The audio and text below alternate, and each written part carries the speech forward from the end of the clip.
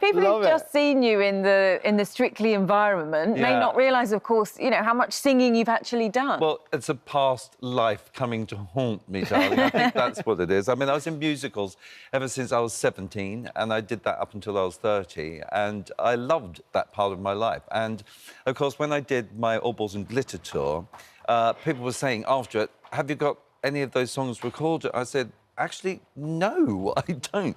So I thought, for my mum, I'm going to do a CD, and for the fans that come and see me in my shows, I'm going to do CD. So your mum's super proud. I thought, I'll do it. I'll do it before I'm 60, because that's happening in a couple of months. And I just thought, if I'm 59, bring out a single and an album, and that's come out. And tell us about the theme of the album, Boys Don't Sing. Yeah. It's called Revelation. We'll soon find out. It is a revelation for most people to know that I actually can hold a tune. And it's Songs Boys Don't Sing, which is all women's songs, basically, from musical theatre and all around the world. And it's all my favourite tunes that I've grown up with and that I've loved. And I've got stories behind every single tune on that album. And, of course, I'll be promoting that and doing that on my tour, which is 53 dates from April. So it's quite an extensive tour of the country. A busy time ahead. Yeah, it's going to be great, though, because I love singing. It's a #1 passion of mine. That goes hand in hand with dancing, of course, in musicals. You have to be able to sing, dance, act and tap dance, all of the stuff. Do all of them. Listen, how does it feel, though? Because I imagine it's quite different stepping from the stage to actually recording the music in the studio and then launching it out on the world. You know, you're a judge. How worried are you about putting it out there and how people might judge that? It on, darling. What happens at the first review is dull, dull, dull. Well, it's Can you bound to be, isn't imagine? it? Well, I'll would still say be that? singing. You know, I've done this myself, really, and I have a passion for it, and I just love singing. And there's nothing better than singing for the soul, you know, and to make your well-being, you know, mental well-being brilliant. So for me, it's an escape. It's something I've loved all my life, and it's about time I shared it, I think, with the world. It seems to me, I get the feeling that you absolutely love what you do, and being the judge on there. I mean, you're the longest-serving judge there now, and I think I heard you recently say you don't ever want to leave. You want to stay there. Yeah, I do want to stay. It's like the best Saturday job ever, darling. I absolutely love it. You know, it's I get the front row seat to a fantastic show, and for me, it's irreplaceable. It's been in the spotlight recently, of course, hasn't it? For, you know, treatment of contestants, what's been going on, changes have been put in place. We've got chaperones now. You know, is that system working? Are you confident that the contestants are going to be happy with the setup and how everything's running? It seems to be working, and we have that in the theatre all the time. When I was in Annie, we have chaperones, and they're always there to look after people. If you've got a problem or if there's something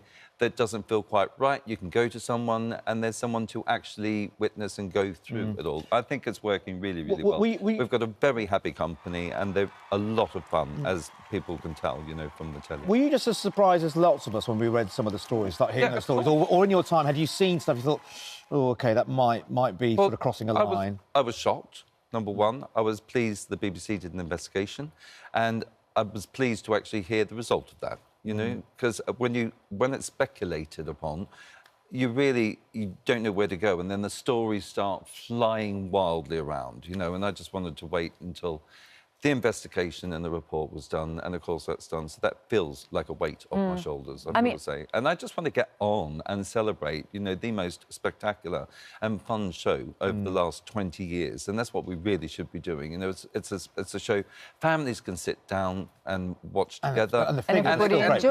Brings communities together, and I think people forget that. You know, it's a fantastic community tool to introduce people to the blind community, to the deaf community, you know, Olympians.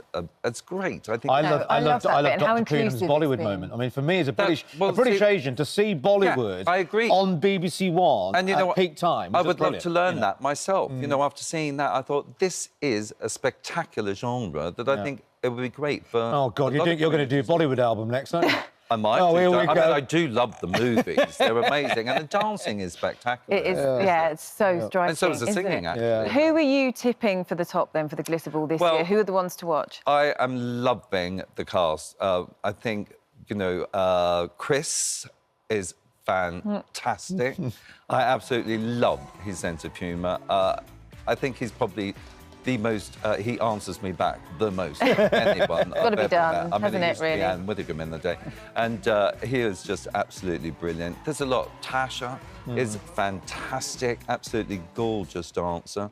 And there's people, you know, coming up, namely one footballer, darling, that didn't start very spectacularly well, but Paul has actually come through the ranks now and treating it really seriously. And it's just wonderful, because I think that's what the show is about. I love those contestants, though. So you know, they start as sort of, you think, oh, my God, they're going to be awful, but they you see their journey. Actually go on, Yeah, and I love that, because that's where what it should be about. To them. Yeah, it should be about that, and it is about that, and we're seeing that very clearly on the show now. Now, can I ask about this beard here? What's going on here? Well, I was doing drag for a long time.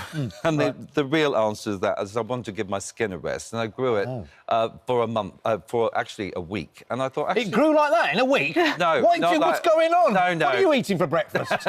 No, it didn't. It took a month to go sort of like this, but I liked it, and I thought I might just continue. I think it looks good. Because I've never grown one really before. In order to, I never thought I'd be on telly with the beard, but actually I rather like it now. And plus, I'm not doing any drag this year. I've done that. So you don't have anything coming up that you're thinking, right, I need to bear that in mind? Not doing Santa Claus.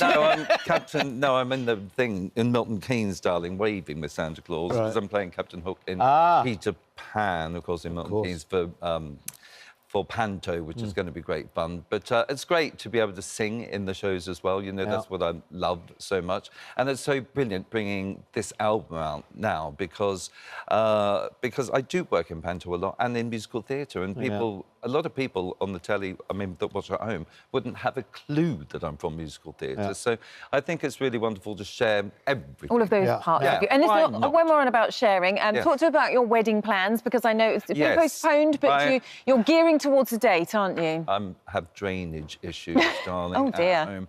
Yes, sorry, I know. Personal thing you're talking about? No, is this oversharing? No, it's my garden. Oh, right. Surface water. So you want to have it at home? Yeah, I want to have it at home. And Jonathan, my fiance, was a gardener at Kew, you know, a horticulturist. He's now a paramedic. Oh, he doesn't like that suit. I put him in that suit. I wonder why. Just shown the world again. Oh, is that my mum? Oh, bless her. She's coming over to see my show.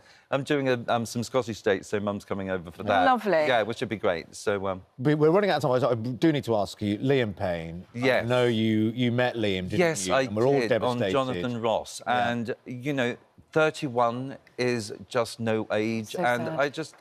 I just hate that. You know, I think he must have been troubled. I have no idea. I mean, we don't know the ins and outs of it, but it's certainly... I mean, he was a lovely, lovely, lovely person backstage. You know, when Shirley, Motzi and myself were on Jonathan Ross with him, he was just adorable, you know, and he had what I considered a very bright future, you know, and someone that young leaving the world so soon or early, you know, before their life has come to fruition. Exactly. I mean, I was 30 when I stopped dancing, and then I changed my career entirely, you know, and I just think of myself at that age. And the life that he would have had ahead of him. The life he could have had ahead of him is, you know, frightening, isn't it? And it's super, super, super sad. So my heart pours out to, you know, his bandmates. So many people at home. And that's all we can think about is his family right now. Yeah. Craig, good luck with the album. Yes. Thank you so much. Amazing stuff. Thank you so much for coming in to chat to us. I loved it. Thank you for having me on. And we look forward to the Bollywood tour next year. I hope so. I'd love that.